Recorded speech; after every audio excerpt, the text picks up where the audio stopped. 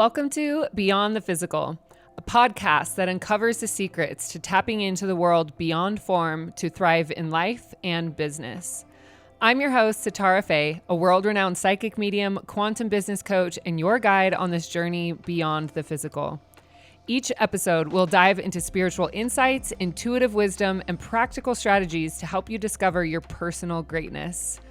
Please feel free to find me on Instagram and YouTube at sitara.speaks for daily connection. Thank you for joining us, and let's get started.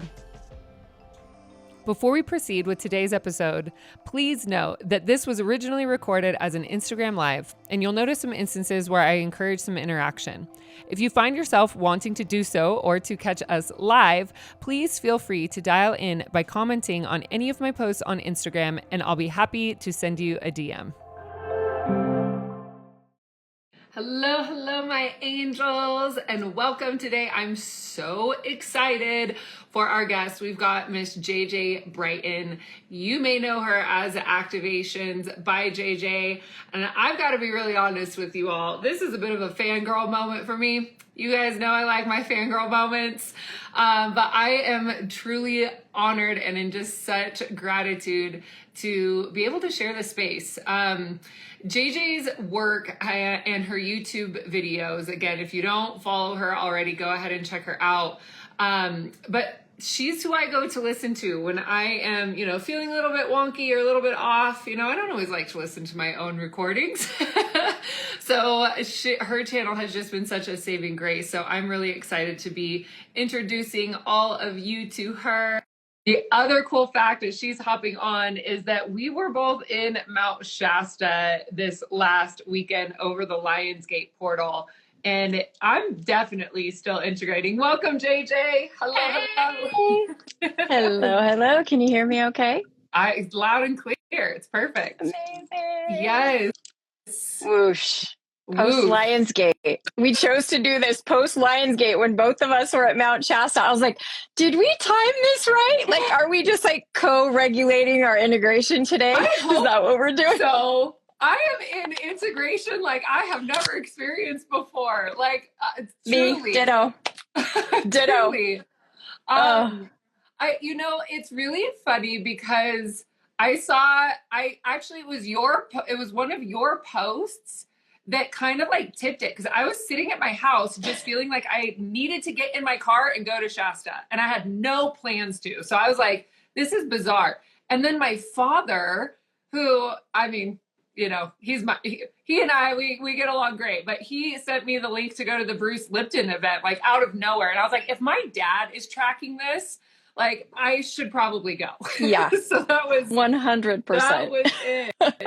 Yes. And so we're going to get into all of the goodies about how all of this was here for you. But I know you were there with a retreat. So do you want to share a little bit more about what that was for you? I was. We ended up, although it was a conference more than a retreat, right. We had really ambitious goals this year. Last year it was 40, and we always felt like we wanted to go that level of like conference level. My friend and I, who put this on, Queenie from Path of the Oracle, and we ended up with, I kid you not, we ended up with right around 88 people. Now, of course, in a conference that fluctuates, but literally I swear the average was 88, and we were like, what is going on? And it was a lot. We went up the mountain with Paula Venus. And of course, I feel like the last time we talked, I didn't know you were going to Shasta. So when you I wasn't planning to. That's what I wondered. And there were a bunch of people there.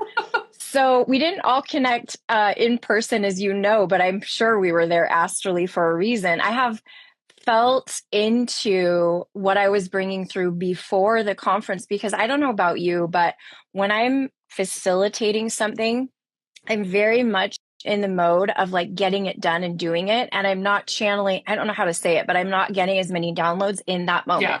Usually it's pre and post. So like I went back and was reflecting on all of this galactic convergence idea that I had brought through beforehand. And so that is, we can talk about that in a second as wherever you want to guide the conversation today, but that is so definitely much to talk about.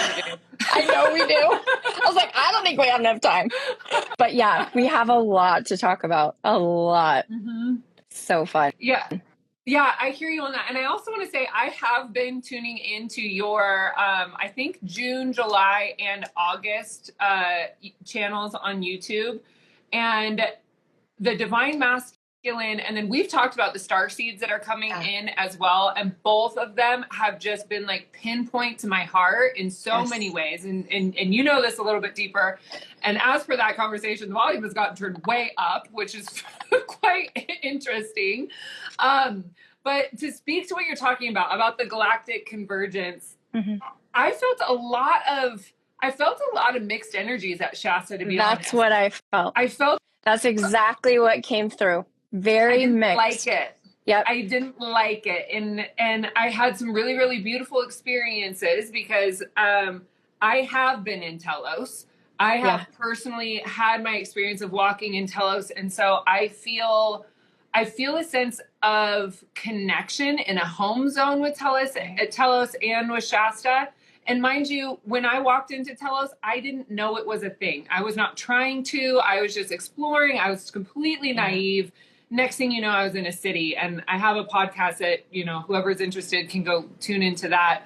But what was really interesting with this, like the main core of what I was picking up was how many people were there in a way that felt like they were trying to siphon energy from Mount Shasta or like poke holes in what was going on there, and not in a good way, in a like ego serving kind of distorted channeling kind of way. So and I went there. Was difficult. I went there, and then my guides were like, they were like, hang on. They said, go back one step. Go back one from that, right? Yeah. Because they're like, remember, we're all in some way, shape, or form, each and every one of us are part of the bridge to unity consciousness. Absolutely. So some of us are still playing in duality for a reason, like absolutely. And I 100% tell all my followers that all the time. And like, we all play in different sandbox for a reason. But what happened is a lot of people playing in a lot of different sandboxes went. So when I started going down that path, my guides were like, zoom out, zoom out, zoom out, zoom out. I could not zoom out enough for my guides. And the initiation for me was to zoom out and release so much judgment, to understand that in order for what needed to be accomplished, there had to be a perfect balance. And when you approach the frequencies without judgment and you talk about balance, you then feel this like opening and you're like, wait, what? Because you can absolutely interpret it 29 different ways, and none of them are wrong either. None of them are wrong.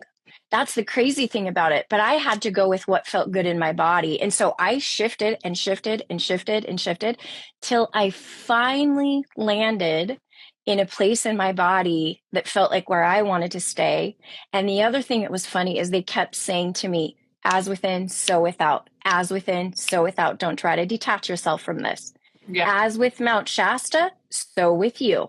If there's a galactic convergence of a bazillion different frequencies in Mount Shasta, the dark, like we say, the dark, the light, the masculine, the feminine, the yin, the yang, we can call it that and kind of neutralize it. Same thing is happening in your body.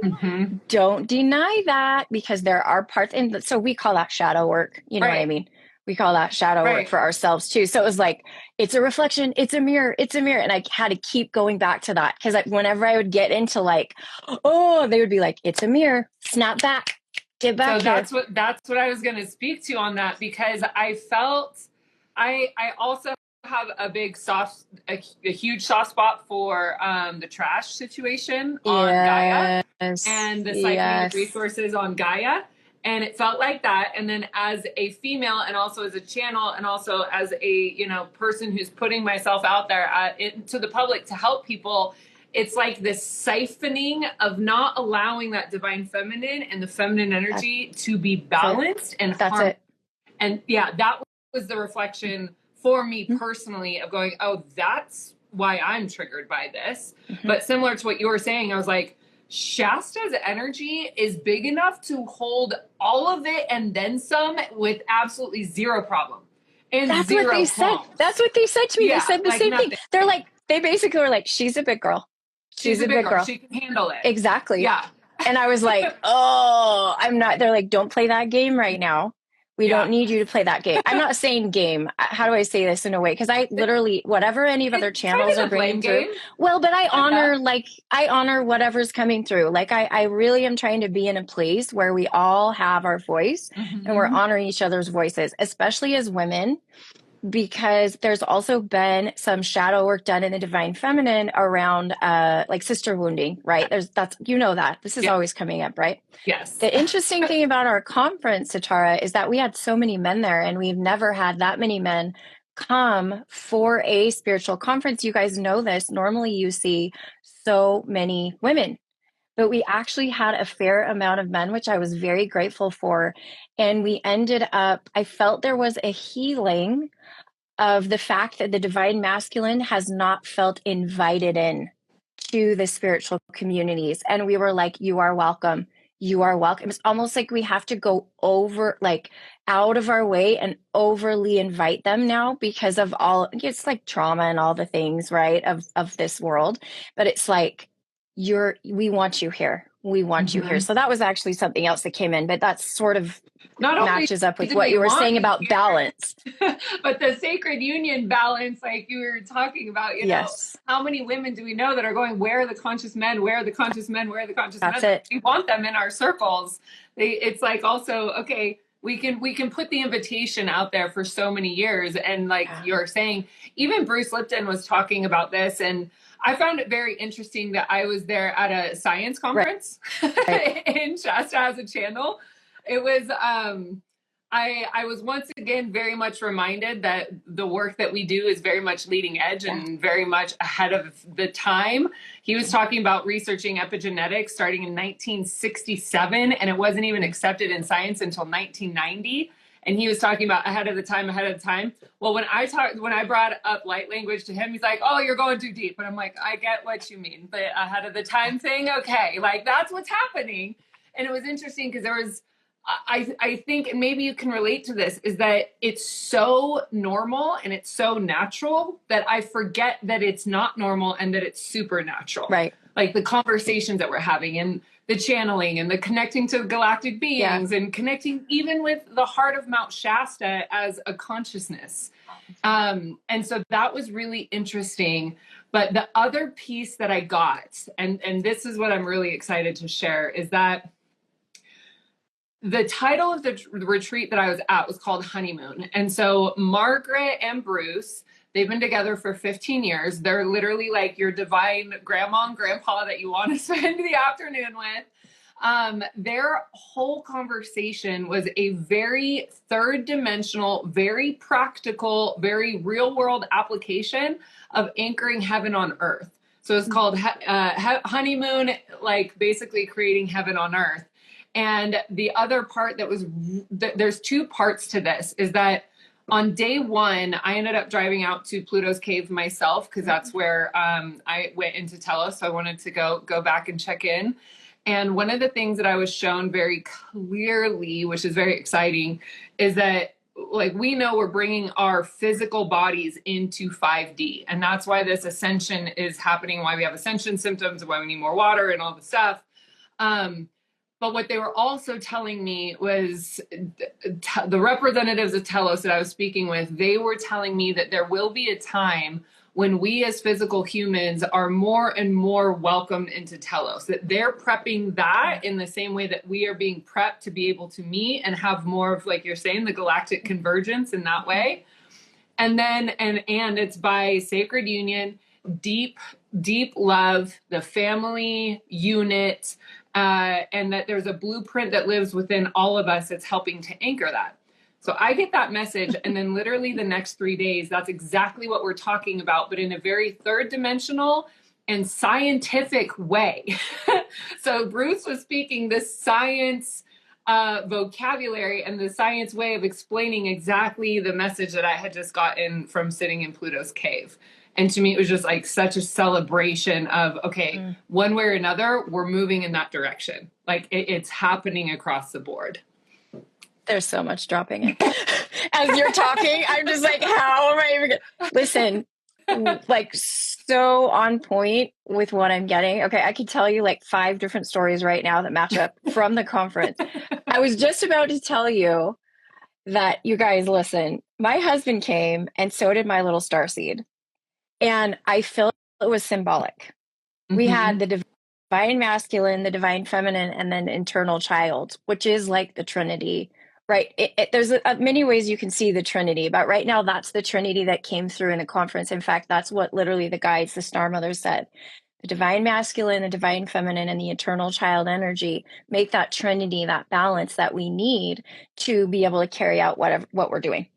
So it's so interesting that you're saying that, because do you know what was channeled at the conference? 2 different channelers, two members of the Star Mothers Worldwide Global Council. One channeled the Teloshian grandfathers and another channeled the Teloshian grandmothers. I am not kidding you. And when you said that about Bruce and his wife, we know as within, so without. Like, they came, the grandmother, grandfather energy came above and below, through science and through channeling. And what my guides are saying is, I'm literally right now in this very moment being super activated because a bunch of puzzle pieces are coming together.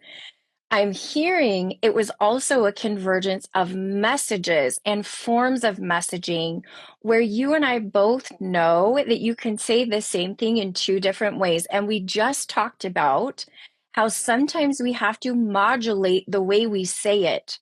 It doesn't distort it. You can change the way you say something without distorting it. And that's what they're inviting us to do right now. Not all of us, but like, because we're being, listen, if you're here, you're a bridge, guys. Like, we're bridges. We're still in that bridging phase. And so all of us who are bridges, do you know what we're really, really good at? We're good at, I want to say shape shifting, but the better word is modulating the messages and the frequencies so they can be received by all.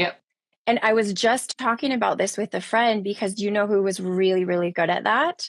Yeshua was very, very good at that.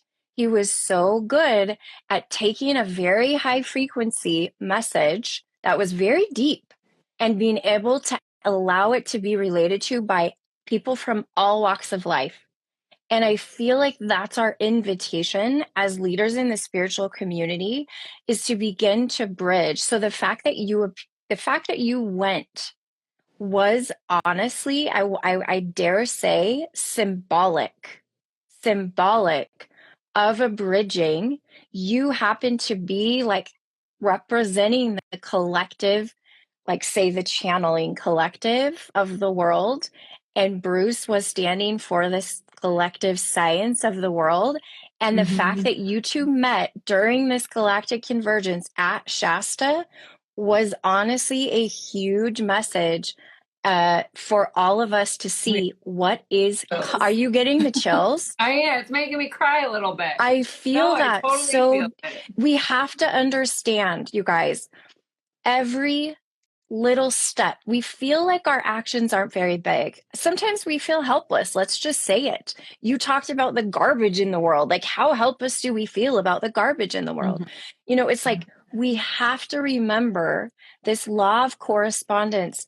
As within, so without. As with little, so with big, right? To put it in like preschool terminology.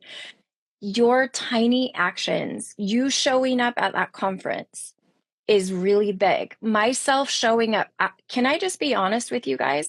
To go to a conference like that with your husband and your child, it's not easy because, you know, when you're in a professional mode, you're like switching. I'm like, mom. And then I'm like, JJ, mom. And then I'm like, wife. And then I'm like, and I'm trying to, it's not easy. If I wanted the easy way out, I would have brought them. To be completely honest, my husband will say the same thing. He knows, like, I want him there, but it's like we came there. I mean, it's really special to me because some of you might know this. I have 8 children. So 8, like that infinity, like that 8, there's something for that 8 to me as well. And I just so happened to be sitting with a friend who I met, and we were talking about the fact that I have 8 kids, and of course, it's just like I was saying, there's something to it beyond what we'd look like. Oh, wow, JJ has 8 kids, you know.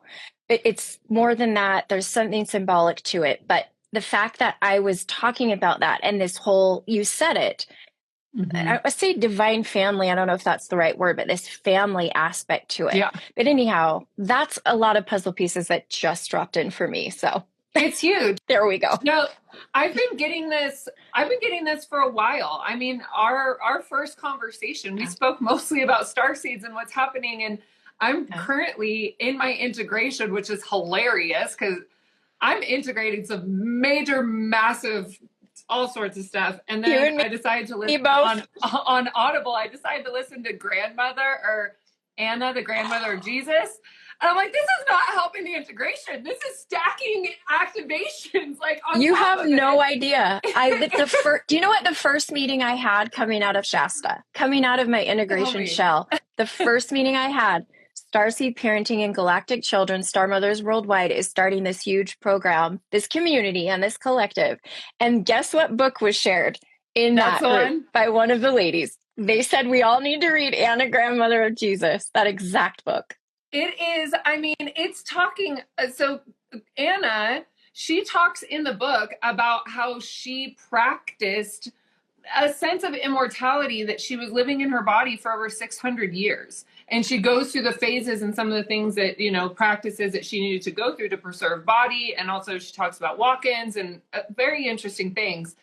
But I'm just in the part where Mary had immaculately conceived Yeshua, and also that was a thing that was actively practiced by the women in these a higher trained, Mystery through the lineage schools and through the scenes, and that the men were also in support of knowing that this was happening, and they call it light conception, and it's a soul weaving.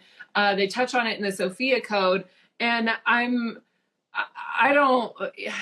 when we touch in on things, that activates memories and certain things within us.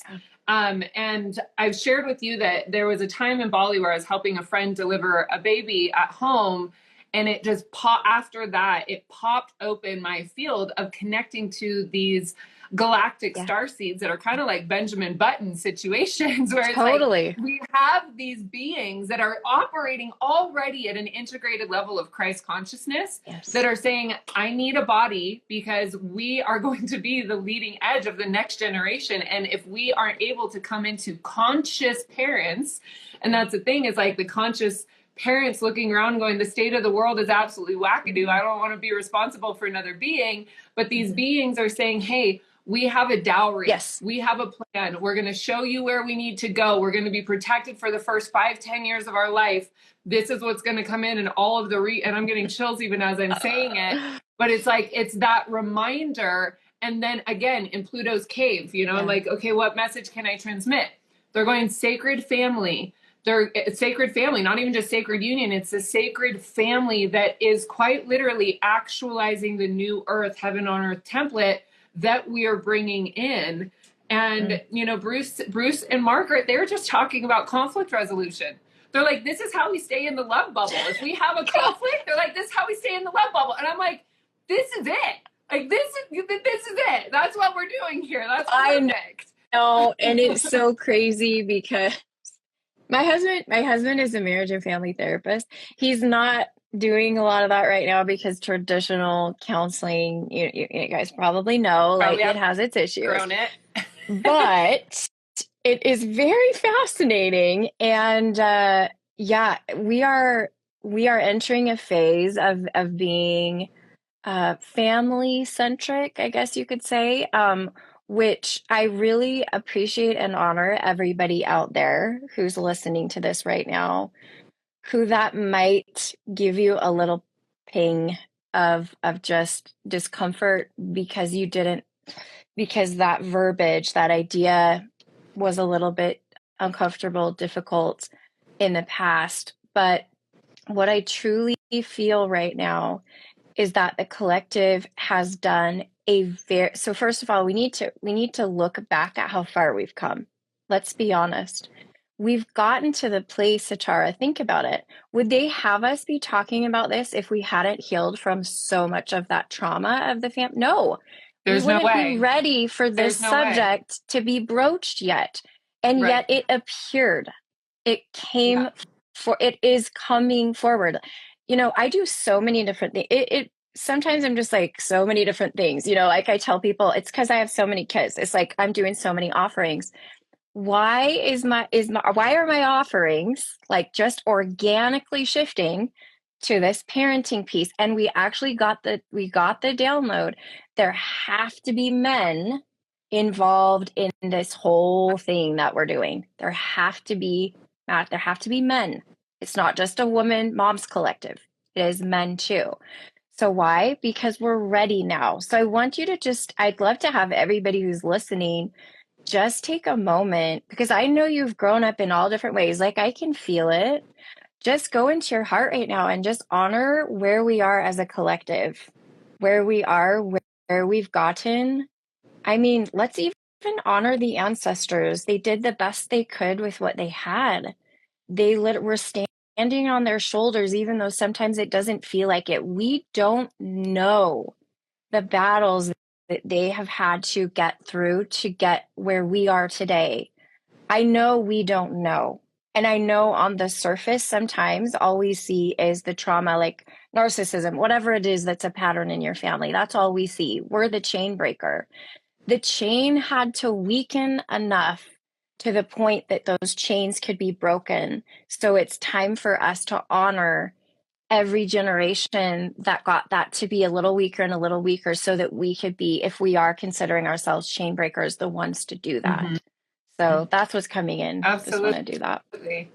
Absolutely. And I would say, right, that's like the vertical line through our own families, and then the horizontal, the X and the Y axis. Honestly, like go back to science, go back to Bruce Lipton. I mean, it's the X and the Y axis. Right.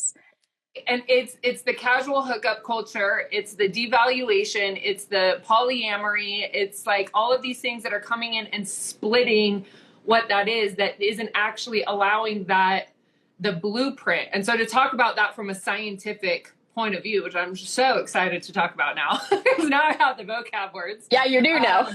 Yeah, exactly.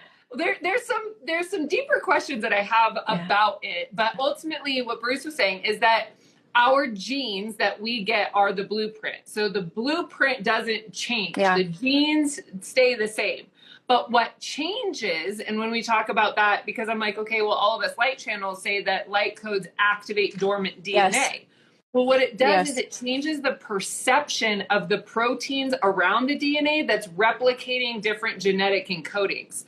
So you change your genetic encoding enough, even by affirmations or positive thinking or changing, you're literally on a physical, biological, cellular level, shifting the frequency and the encoding that the cells are re-replicating by. And that's ultimately why it's like attracts like, and we can change our entire energetic, but also physical, biological condition. And that's where I don't think we have the technology that can actually measure that, okay, we're going from 3D into 5D, but we know it's happening. And so what he was explaining was enough for me to understand that. But then the other point is that in our own mental capacity of how we relate to relationship. And I witnessed one of my parents stay married for about 30 something years now, and another one that went through multiple divorces. And so I had very interesting, examples in front of me around what is relationship and what does it mean to stay in partnership. And ultimately, if I can just say, irregardless of a relationship, that it has to do with that internal connection and desire within first. It's not necessarily, am I in this relationship because I think I should be, or because it's feeding a certain part of me, or am I in this relationship because there is an honest and integrated part of the union that's happening internally that's mirrored externally. Yeah. And I hope I'm articulating that in a way that's landing. You're delivering the message. I just immediately shifted into supporting your message, being able to be delivered and reach everybody. And I just feel like we need to pause right there, because it's not quite landing, because some of you are holding onto some guilt and shame. Mm-hmm. So I want to invite everybody to just take a nice deep breath, because as soon as you started saying something about how long people in divorce, I just felt like this immediate guilt and shame, and your message couldn't get through. So hang on, everybody. Let's just hold space for anybody listening who is just ready to release that guilt and shame. Yeah, we all play the roles we need to play when we need to play them, and when we're ready to shift, we shift. And there's no judgment right now. So just allow yourself.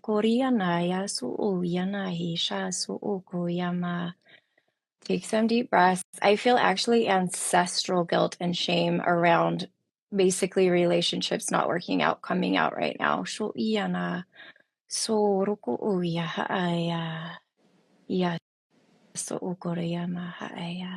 I'm complete.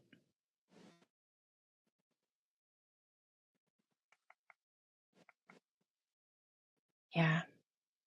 Yeah, I do feel us harmonizing right there at the core of that. Mm-hmm. I'm proud of us, squad. Let's go. Look at us go. We're like literally, it's like minute by minute, like shifting and just paying attention, because that's what they've been having us do is pause. Hang on, just pause. Like, hang on, just pause. Just let it land. We don't need to rush through. Just let it land. And it was so interesting that you went. See, I didn't actually get to go to Pluto's cave. I've set the intention that when I go somewhere like that for the first time, I don't try to be Superwoman and do every single spot. I go where I need to go, and the next time I'll go somewhere else. But in one of my offerings, we literally were taking everybody to the cosmic, like basically cosmic dark womb space of the Divine Mother. It was parallel to that space, because we're learning how to be comfortable in the silence, and it's dark. Okay. So we have all that programming, right? Like the space of 0 point cosmic womb space of the mother, where we feel safe and protected, like just safe in that space. And that's where you landed, right? We landed at that 0 point in the X and the Y axis. We did it. Woo! We did it. I love it. Yeah, it's so from a personal standpoint, right? I'm 36. I've never been married. I've never had kids. And I've had opportunities. That hasn't necessarily been lost on me, but in the moment, it still didn't quite feel right. And so there's a part of me also in my self-inquiry that I'm like, why hasn't this occurred? And I've also been very keenly aware that I'm at this point in the Great Awakening with freedom to travel, and do the grid work that I'm supposed to do. And I have felt this very significant shift in the last year within myself, because my agreement to spirit and divine will is that if I am designed and meant to have a family by means of my highest calling, I'm in agreement to do that. And if that is also not, then I am okay. I felt neutral to it. And in some days, it's like, oh my gosh, I need to have a baby because a baby fever turns up. And then in some days I'm like, no, this is totally fine. So it oscillates.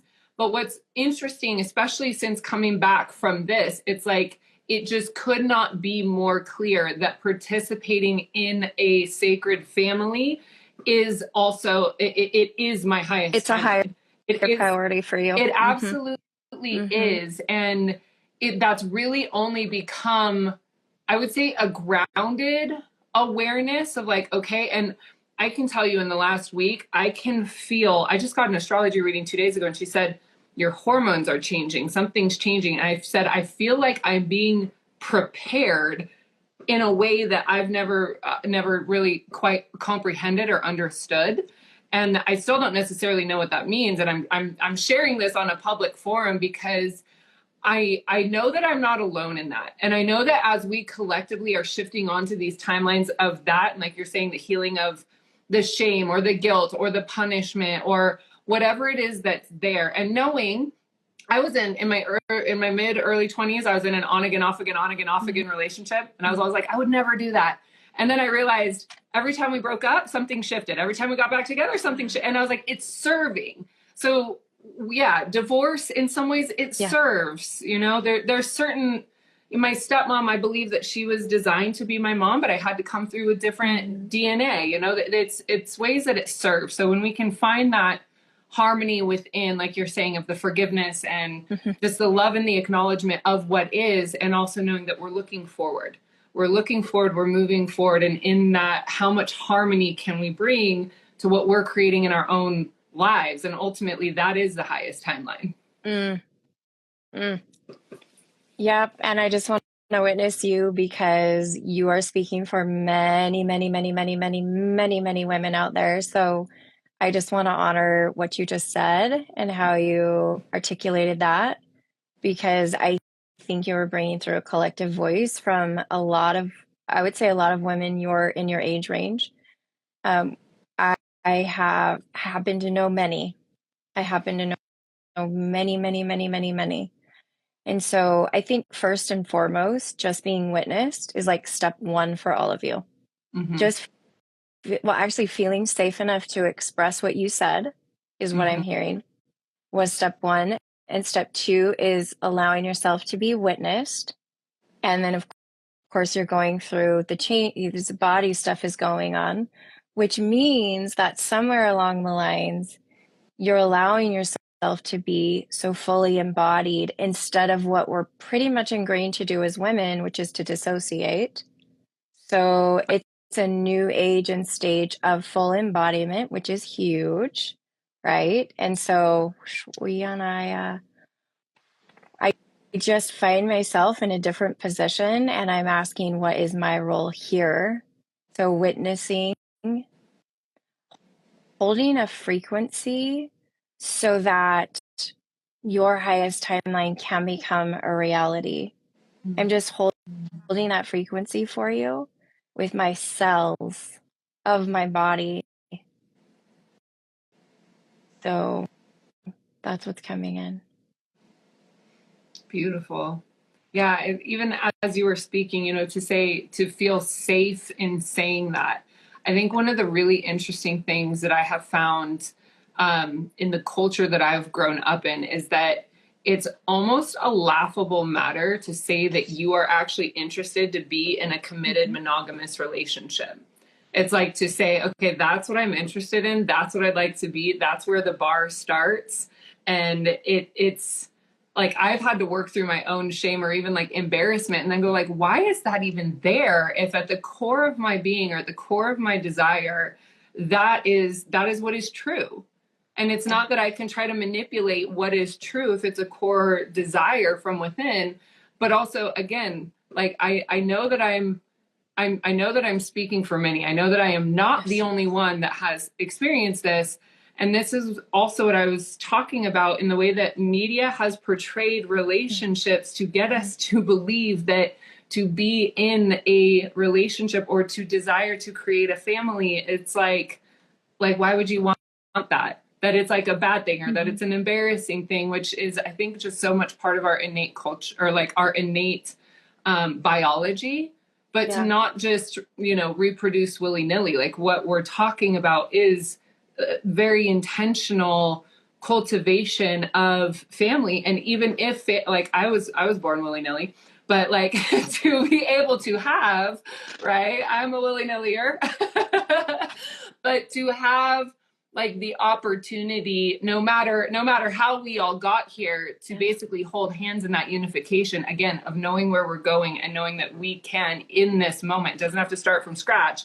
In this moment, we're harmonizing through the programming that's bringing us back to that, that 0 point. Yes, and I guess I'm here to kind of give voice to another perspective. It's almost on the opposite end of yours, Right. where I I was raised in a very religious setting where I basically you don't almost exist. You are there to have children in a way. I've never been one to do something because everybody else was, and I actually never intended to have 8 children. I thought I would maybe have a couple. I was very career minded, but the religious piece did value a stay at home mom, having children and whatnot. I never fully fit that mold. And every child I had was because my soul told me there was another one.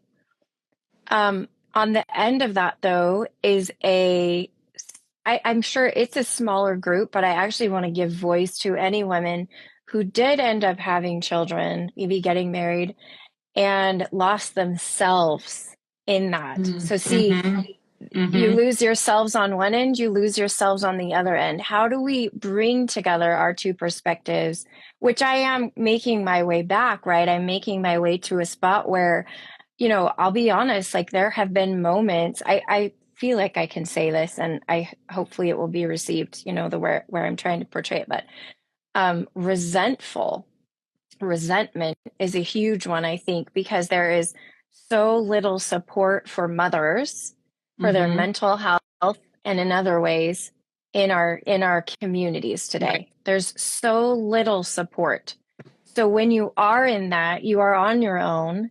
I mean, let alone single moms. I mean, we know there's so much about what I'm saying that could resonate with a whole other group of you guys who has had children, but are resentful about what that ended up looking like. It wasn't the dream. So what we're both doing is we're both making our way to a place. Again, here we come back with that 0 point, that balanced place where it is both, aligned and it feels like when you get what you are intending to have, it is not at the cost of your own I guess sovereignty. I don't know if that's the right word, but like your divine expression of yourself in a way.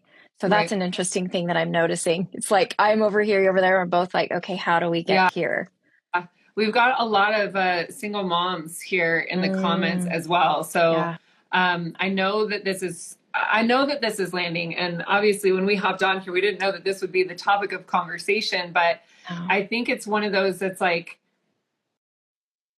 it's so deep in our humanness, right? It's so deep in our everyday existence and our everyday life. It's how do we show up?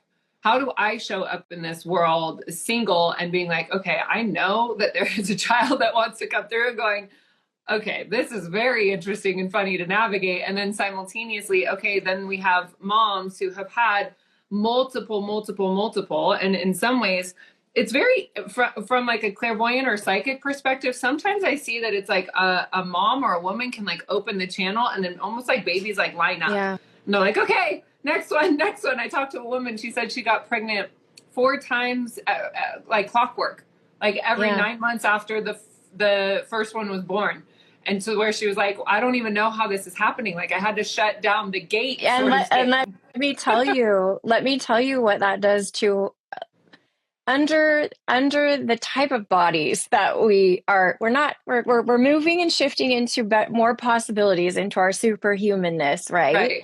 But like where I was at, I was dissociating. I was experiencing like postpartum mood swing, those kinds of things. But I pretty much cover all that up. That would be my MO is like, don't show, that anything's wrong. And that support to understand all of that was not there. So, like I look at that and I'm like, yeah. And then you go back and you see that mom and she's gone. Like her eye, like you can't see anything is there because to survive.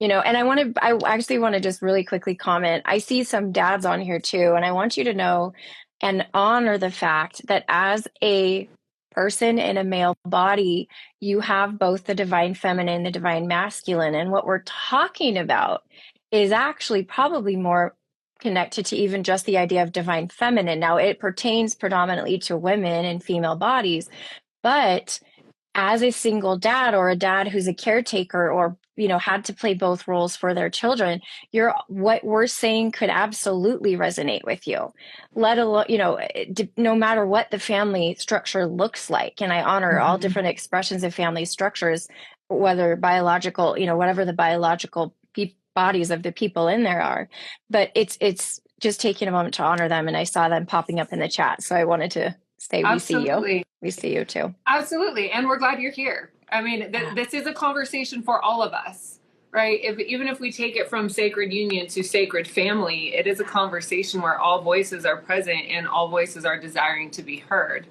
And there's there's a power also, and like you were saying, that we're talking to divine feminine. Well, we're also talking like the single moms that have to rise up to be, sometimes even more in their own masculine, to be able to rise to the occasion, where then that feminine nature, that nurturing, that guidance, it's like almost going into disciplinarian rather than being able to be in that divine feminine nurturing that is required to even take care of a baby. And so that makes total sense. I just had an offering last month, or it ended at the beginning of this month, called Remembering the Way of the Rose, Sisterhood of the Rose type stuff. Right. It was interesting to me how many women in that offering let me know that particular container had really activated their feminine because they were single moms and had to do exactly what you said, is that they were trying to access that divine feminine within themselves too. And there are many, many single moms out there in that boat. So just want to honor them too. Yeah, again, it's like that 0 point harmonization of, as a pendulum swings, because we can see this from so many different perspectives, and honoring the truth and the wisdom and the lessons that are learned from whatever our constellation is, whatever the constellation is that we create and that we cultivate on our own individual basis, and recognizing also that it is that harmonization. And to speak to what's going on the planet right now is, like, I've been doing this work for 15 years, and what I'm seeing is that instantaneous healing is happening faster than I've ever seen. The accessibility of acknowledging that there's a pattern and literally transmuting and clearing it in the same thought, same paragraph, one sentence right after the other, acknowledged, cleared, acknowledged, cleared. It's faster than I've ever seen it before. So again, I want to speak to whatever it is whatever buttons JJ and I here are harmoniously and gracefully pushing. It's that I know I'll speak for myself, but I have a feeling we're coming from the same base, is that the desire in this conversation is allowing all truths to be seen, allowing all truths to be recognized, allowing all truths to be loved and nurtured, and recognizing that it's a lot of like, okay, so where do we go from here? Not where have we been, but now that we're here having this conversation, how can we best show up to support ourselves? And how can we best show up to support our communities to create a better existence? And I know with where Aquarius is going, not to get too far into the astrology, but we've got a really interesting fall coming up. And then by next year, we'll have a smoothing out of the communities rising, of the grassroots, of the reharmonization. So like you were saying, and single moms and moms not having a lot of support. I have a sister that has 4 under 4 right now. I'm doing my best to just be there, just an extra hand, an extra, sensory. I'm like, jump on me for an hour, it'll be fine. But it's to have, what can we do so that one single mom isn't spread thin, but the responsibility is spread throughout more of a community type base or understanding, where we can bring that harmony, which then of course means all the community stuff to clean up. Yeah. All the community. Well, see, I love it whenever our conversation ends up, I can always feel the end of, I don't know about you, but like when you're in, you can feel like the end, because guess what we're doing? I think we're back to that conversation about being bridges. So we have to stop isolating in our spiritual communities and only talking lingo that people that are channelers understand. We have to learn how to articulate all of these concepts to our neighbors. Right. We actually have to go places and we have to talk to people. Right. And this is why I think White Buffalo Calf Woman on the 8-8 portal, I channeled a message for the 8-8 portal, and White Buffalo Calf Woman came through. She came in, and we've been using a lot of AI art we've been working with the 5D version, like the highest frequency version of the AI art forms, right? Like these art generators. And it literally created this visual of a woman with like a rainbow tapestry shawl on her back. She was facing out. You couldn't see her face. This rainbow tapestry shawl. And the message that she brought through was, it's so important for you to be okay connecting with and communicating with and collaborating with people who are a little bit different than you. It was that message that like nobody wants to hear because we're like, oh, it's those sandpaper people, those people that just rub you the wrong way. Or I got out of that, I got out. Wow, did I just do this? I Somebody don't like know put how that that on me. I was like, how are we doing? happens sometimes, but it's the exclamation point is what you're saying. Woo! They're saying come together. Yeah, anyhow, the point was what we're talking about is, and I think to answer, kind of that inquiry that you made is, we absolutely need to get out of our shells. We have done so much to get here. It is about community. It's about spreading our frequency in all the ways that we can throughout our community. And it's okay if it's with somebody who doesn't understand this world in this way. Their soul will receive the frequencies, however they are. And if we don't listen to people in our communities that are literally neighbors around us physically, it's also symbolic of not listening to all parts of us either. So we have to remember that it's inner work and outer work. But I think literally just being present in our communities and showing up. Now, it's funny that I'm talking about this in an election year because it always goes back in the United States. It's an election year. So it's like, it goes back to like being politically active, whatever. It's like, I'm not necessarily saying it just like that, but that does tend to come up, use your voice and all this. But if, and everybody has a different contract, we know this, everybody has a different contract with how they show up in their community. Somebody might just show up because they're like a huge fan of the arts and they might support all the arts in their community. Somebody might support all the sports in their community. Somebody might do all the volunteerism, but however you show up, I guess maybe my invitation that's coming in here to close out my message is find out what that is for you. How are you showing up in your community in sort of a more just like human way? Because it's tied to your soul journey where everybody shows up is like, I know I'm a healer. I know you're a healer too, but the way you heal may not always look like you think it looks. So that's kind of like my final little thoughts. Yeah, I love it. I love it. And Marianne Williamson, she's been a role model of mine since I was like 14 before she even got on the political stage. And one of the things that, came up for me as you were speaking and as one of my favorite, just noteworthy things that she was saying is that we think that spirituality doesn't belong in politics, but it's that spirituality needs to be in politics because it's literally creating the structure of how we're all co-creating together. And that was her big encouragement. It's like, for those that think they're too spiritual to be in politics, it's time to start actively participating because that influence is so necessary in how we're creating the legal structures of our communities.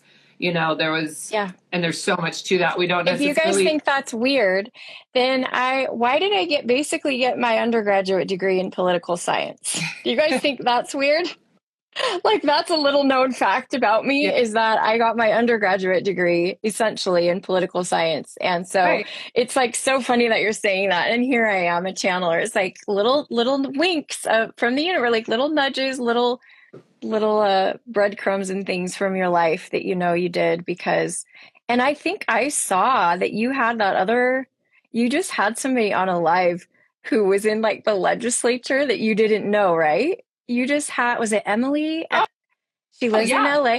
That was hilarious. I was watching Emily. That and I was like, of course she was in politics. Like you didn't even know it, right? I didn't know it. And what's also interesting is I actually had to drop out of UCSB. I was down there. I was getting a degree in history. I wasn't accepted as an in-state resident. Would have been $100,000. Oh gosh. So I got out of there. But what was funny was that my boyfriend at the time, he had a friend whose uncle was running for the 3rd district. So he was an independent candidate. And I ended up working on his campaign. And because I had to drop out, I couldn't go to school anymore, but I'd already moved down there. I ended up managing their campaign on the UCSB campus. We lost by 500 votes. I also ended up then we ordered a recount. We managed over 20,000 registration documents to see how fraudulent our voting system is. And and I'm shortcutting a lot here, but I was 20 years old when that happened. And then I ended up going back, and he asked me to come back and help him again with the second campaign.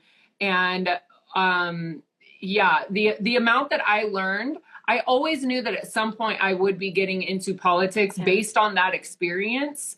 And then meeting with Marianne Williamson in January, she asked me to go to lunch with her and start asking me a bunch of psychic questions to read what was going on. And I was like, a little bit star-stunned, and then like, okay, but I'm going to answer, and she shared a lot with me. And one of the things that I asked her was, what would you have done differently? And she just looks at me and she goes, I've been thinking a lot about that, and I think I'm going to write a book. And I was like, wow. I will be the first one to be there to figure it out, because I know that the political game is not for everybody, but I also believe that it is a place. I've always seen my role as I'm designed to be in the matrix, to break it down from the inside out, to not be on the outsides, not be on the outskirts, to actually I think of that scene in Star Wars where they go into the Death Star. Yes. It's like, we got to go into it in certain ways. And I know my time will come with that. I'm not in a rush. To me, that is like divine timing. It will happen. Yes. The pieces will fall into place. I'm not trying to force that by any means, but it is that claircognizant knowing. And so to hear that from you, and then up level with Emily, and I'm sure there's quite a few of us that are like, well, to be a channel also means that we are part of the councils that agreed to come to this planet, which means on an intergalactic level, we have political experience in a very interesting way, right? So we know, right? We know that there are pieces for us to play in that game here in this world. And it'll be interesting. Let me tell you one little tiny thing that I visualized. When you said break down the matrix, I was laughing so hard because I immediately heard our guide say, that's too hard. Why would you break something down? And they said, just enter the cheat code. And it immediately just flips everything. Like, I just saw what you just said about how you can just acknowledge it, and in literally a split second, it's flipped. They just said, just enter the cheat code. Like, I that was just the verbiage they were using. Hearing this a little bit louder for the ones in the back. Yeah, it's like, no, you guys, breaking it down takes too long. They're like, you all have, we'll call them cheat codes, whatever you want to call it. We all have them. And when we put those in and we plug those in where they're needed, everything literally will just flip. Because I am Arcturian, and I'm sorry, Arcturians, they're very efficient. They're just like, oh, we don't do things the long way. We do things the short way. And I'm like, if there is a shortcut, they will find it and we will do it. And so I was like, that takes too long. Can we do it a different way? And they're like, yeah, absolutely. We'll just do it this way. Just say this. Just do this. I'm like, yes, we can do it. I absolutely love this. I love this. Okay, so we all have the cheat codes, and to circle it back, the cheat codes are the New Word template in the Sacred Family. That's it. As above, so below. As with the family or the family unit, or what is the family unit for you in your unique circumstance. So with the quote unquote family unit of like the country, whatever country you're in, right? It's all mirroring each other. That's the hack. That's the cheat code. We got it. I love it. Full circle. Full circle. We seal it with light language. I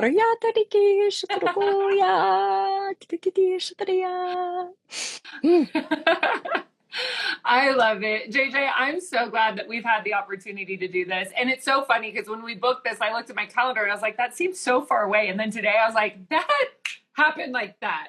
So fast. And yeah, we had no idea that both of us would be at the Lions Gate. I didn't even know you were going to Shasta for the Lions Gate, let alone. I didn't know you. I know, it's hilarious. So funny. We were calibrating to each other's energy for this, even though we didn't meet personally in Shasta. We were calibrating to each other's energy for this. It's so funny. It's so funny. And we'll close it out, but I did see you, talking about a dragon activation, and you're like, I'm so la la la, and I saw that video of you connecting to the trees, and it literally was like a duh, go find a tree, because I was in the same field of we were walking around it was so funny. It was so funny. Well, again, I'm Thank you. super honored by you. And I know that you mentioned a couple offerings that you have, but is there anything upcoming that you wanted to share or invite anyone here to now that you have upcoming? Aw, that is so nice of you. It is something we both have a passion for. It's light language. In September, I kick off my light language group mentorship, which is for beginners. And I added an intermediate advanced light language. It's called Light Language Quantum Leap for people who are already speaking light language, because I feel like we're now entering a phase where we're like, okay, we speak it. What do we do with it? And I was shown like 50 different things we can do with our light language. So this is the fun that we get to have in that offering this next month. So September, yeah, that's what I have. I love to hear that. That reminds me of when my wings first came up. It was like the list of what can you do with your wings now that your wings are there. It was What are they for? So fun. Beautiful. And then what I'm excited to share is I've got the Entity Clearing Masterclass coming up. So you can find that in the link in the bio, any of my last reels. Spirit gave me the heads up in June that I would be leading a Entity Clearing Masterclass, which then led to one right All after the the other. Very exciting initiations to master my skill at clearing entities. It always happens that way, doesn't it? You get your education. You're like, I'm going to do this offering, and they're like, great, here's your education.